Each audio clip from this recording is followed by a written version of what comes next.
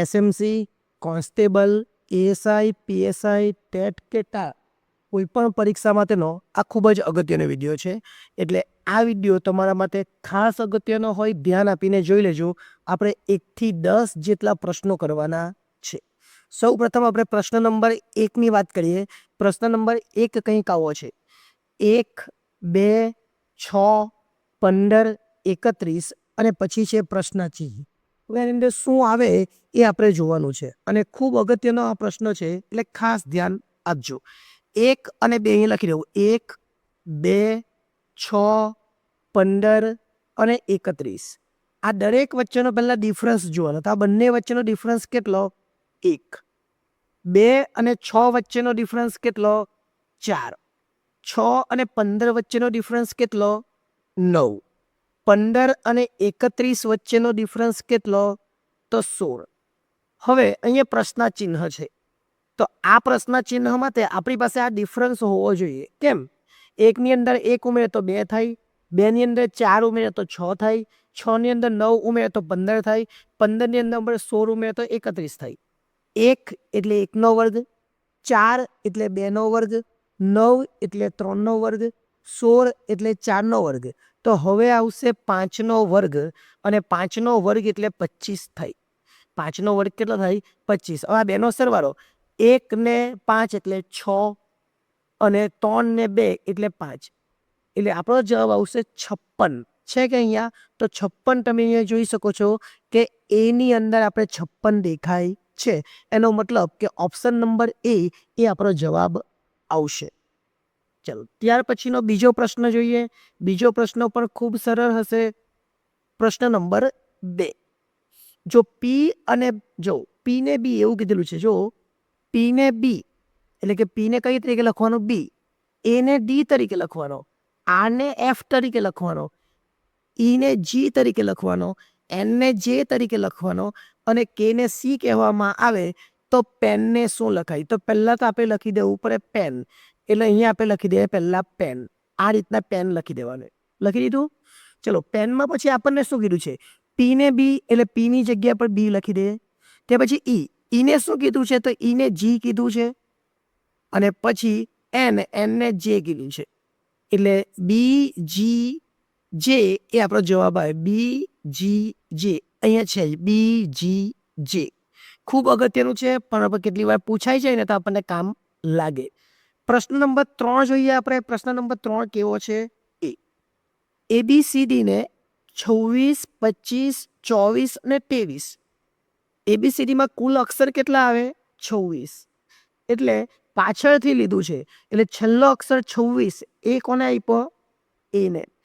બીને 25, સીને 23, ડીને 22. એમ કરતાં કરતાં જઈએ આપણે તો ઝેડને 1 આવે, વાયને 2 આવે, એક્સને 3 આવે અને ડબલ્યુને 4 આવે.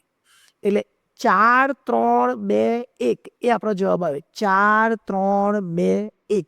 કેવી રીતે? તો 1થી 26 આ રીતે લખીએ ને આપણે. 1થી 26 આ રીતે લખવાના.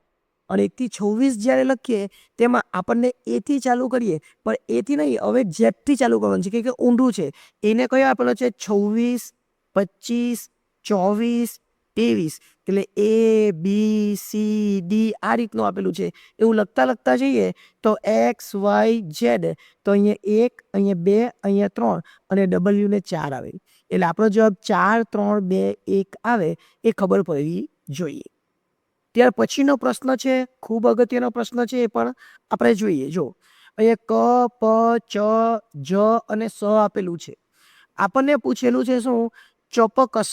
એટલે ચ, પ, ક, સ એટલે શું? ચ એટલે 2 એટલે અહીંયા 2 લખવાના. પ એટલે 5 એટલે અહીંયા 5 લખવાના.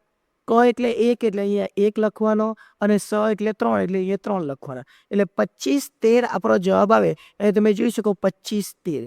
એટલે આવા પ્રશ્નો પૂછાતા નથી, પણ કેટલીક વાર આવી જાય તો સમય આપણો બચાવવા માટે આપણે યાદ રાખવાનો, જેથી કરીને આપણો સમય બચી જાય. આવી બધી જ પરીક્ષામાં પૂછાઈ શકે.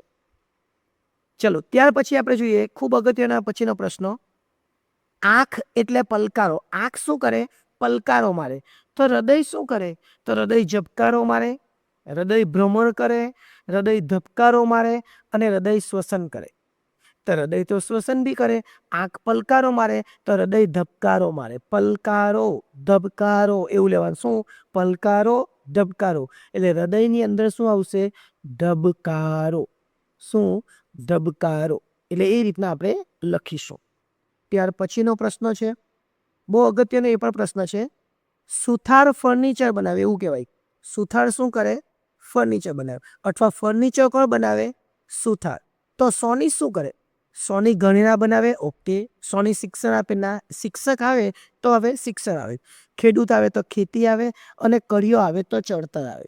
એટલે સોનીની જગ્યાએ શું આવશે? ગણેરા. શું આવશે? ગણેરા. ત્યાર પછીનો પ્રશ્ન જોઈએ. વીક. આપણને વીક આપેલું છે. વીકનું એ લોકો શું લખ્યું? જો આ રીતના વીક છે, વીક છે, એ વીકનું શું લખ્યું? તો વીકનું ડબલ્યુ જે છે ને, આ કે છે ને, કે ને અહીંયા લઈ લીધો, સ્મોલ કરી નાખ્યો. એને એટલે સ્મોલ કરી નાખ્યો, એને એટલે સ્મોલ, ડબલ્યુ એટલે ટૂંકમાં સ્મોલ કર્યું છે. તો આપણે લખવાનું હુક, અને સ્મોલ કરવાનું કે સ્મોલ, ઓ ઓ અને એચ. કે ઓ ઓ એચ એવું છે. કે ઓ ઓ એચ. શું કરી દેવાનું છે? સ્મોલ. કે ઓ ઓ એચ. એટલે આપણો જવાબ સી આવે. ખૂબ અગત્યનું છે, પણ માર્ક્સ જતા રહી ન એનું ખાસ ધ્યાન રાખવાનું. ચલો, અહીંયા કીધું છે એ એટલે ડી. તો ડી એટલે શું? ખૂબ સરળ છે. પહેલાં ABCD લખી દે.